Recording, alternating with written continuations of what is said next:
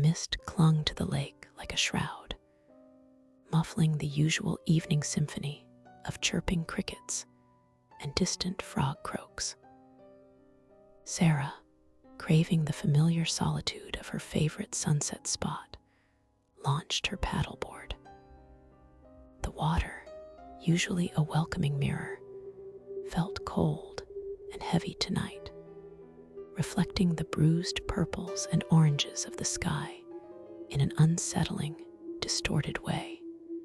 She paddled towards the far shore, a wide expanse of untamed meadow that offered a perfect, private stage for her evening yoga.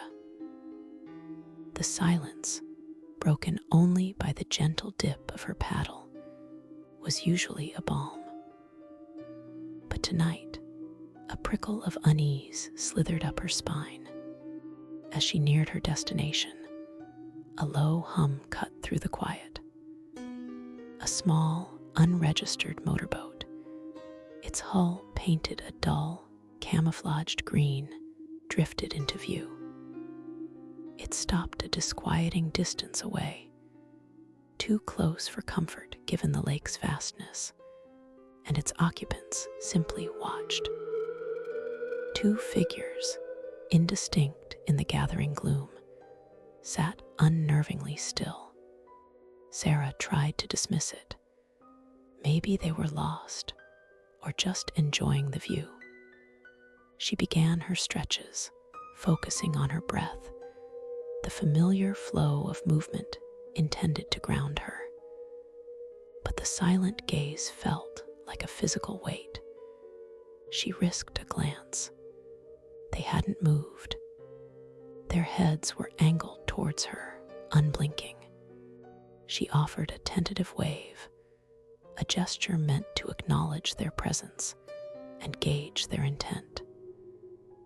No response. Their stillness was more unnerving than any crude remark. A knot tightened in her stomach. She could feel her carefully constructed piece shattering. Reluctantly, she abandoned her practice. Paddling back towards the shore, she kept her eyes on the boat, a dark shape against the fading light. As she gained distance, the motorboat began to move, not with purpose, but with a sluggish, predatory glide. It fell in behind her, matching her pace. Panic began to bloom.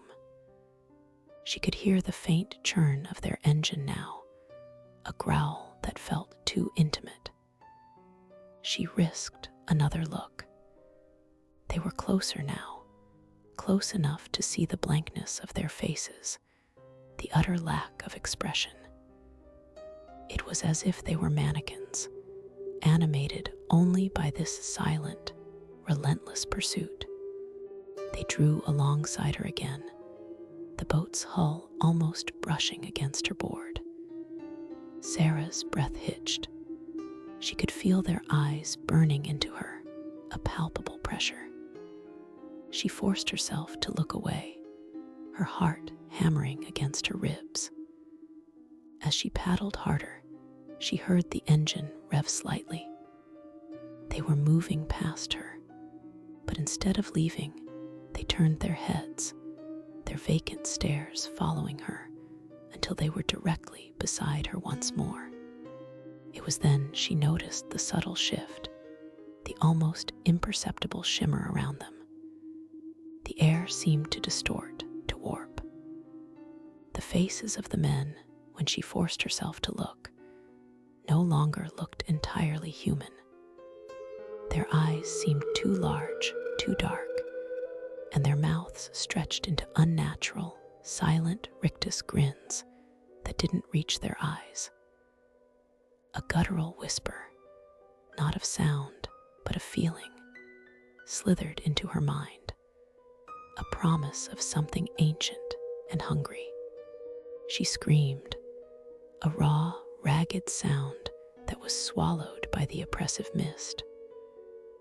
Her paddle slipped, her board tipped, and she plunged into the icy water. The faces of the men above her, now etched with an unholy delight, the last thing she saw before the darkness claimed her.